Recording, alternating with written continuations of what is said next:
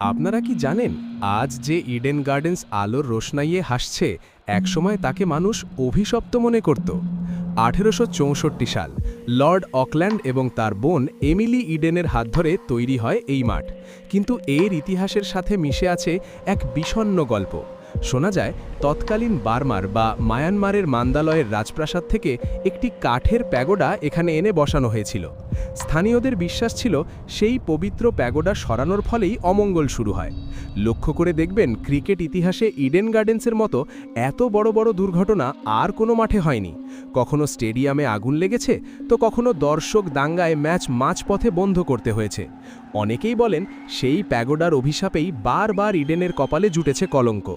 যদিও 2001 সালে সেই প্যাগোডা সরিয়ে দেওয়া হয় কিন্তু প্রশ্ন আজও থেকে যায় সব কি সত্যিই কাকতালীয় ইডেনের এমন রহস্য কি আগে জানতেন কমেন্টে জানান সময়রেখার সাথে থাকুন।